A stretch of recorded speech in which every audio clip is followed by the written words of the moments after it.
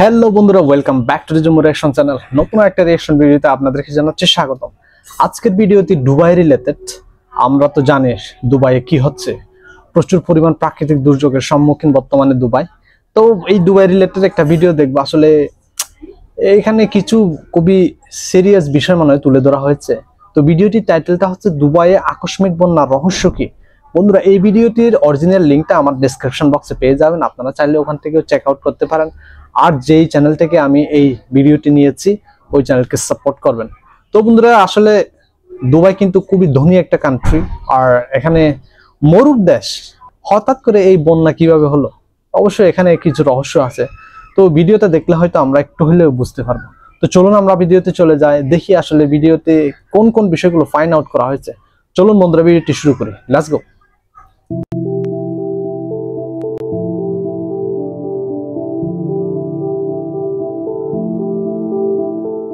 সংযুক্ত আরব আমিরাতের শহর দুবাই মানেই চোখের সামনে ভেসে আসে উঁচু উঁচু দালান, আলো ঝলমলে শপিং মল, মরুভূমির উট আর ঝাঁ চকচকে এক শহরের দৃশ্য।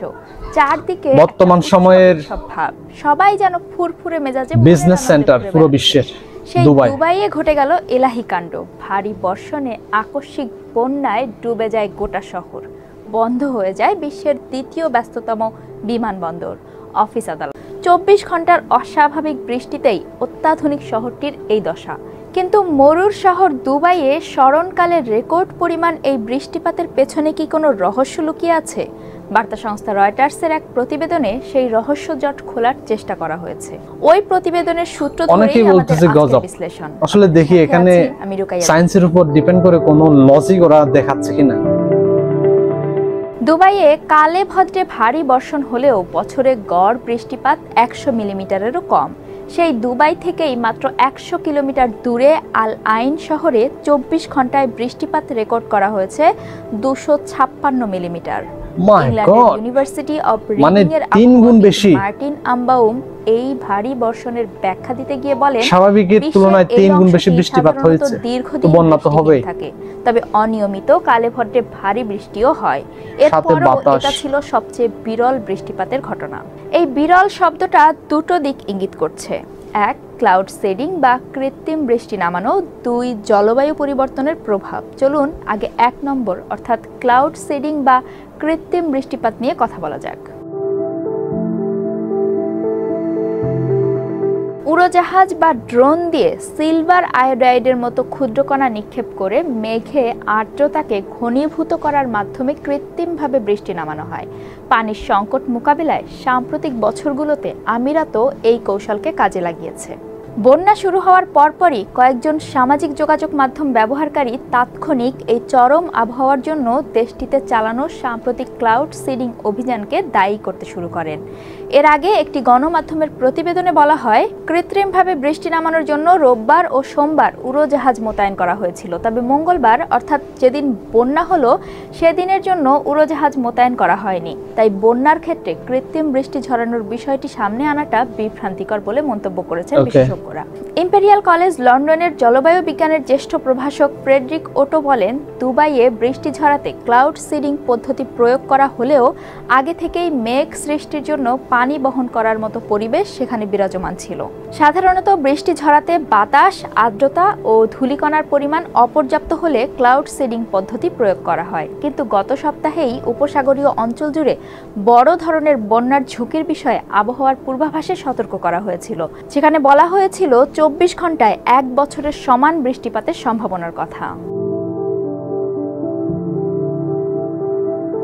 বিশেষজ্ঞরা বলছেন, এই বৃষ্টিপাতের ক্ষেত্রে জলবায়ু পরিবর্তন কতটা দায়ী এখনই তা সুনির্দিষ্ট করে বলা সম্ভব নয়। এজন্য প্রাকৃতিক ও মানবসৃষ্ট বিষয়গুলোর পূর্ণ বৈজ্ঞানিক বিশ্লেষণ প্রয়োজন। এর জন্য মাসখানেক সময় লেগে যেতে পারে। তবে যেভাবে জলবায়ু পরিবর্তন হচ্ছে তার সঙ্গে এই রেকর্ড বৃষ্টিপাতের সম্পর্ক আছে। মরু শহর এরকম হবে, মরু শহরে বেশি উষ্ণ বাতাস কিন্তু কল্পনার বাইরে ছিল, আর্দ্রতা ধরে রাখতে পারে।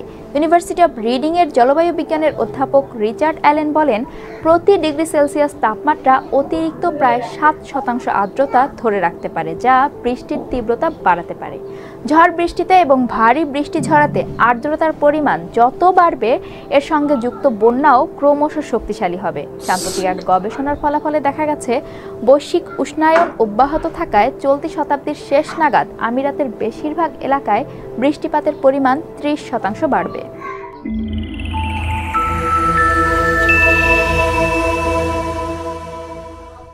খুব কষ্টে আছে। হঠাৎ করে এই ধরনের অস্বাভাবিক বন্যা লোকজনকে একবারে ঘাবড়ে দিয়েছে। পুরা শহর তলিয়ে গেছে, একদম বাংলাদেশের মতো হয়েছে।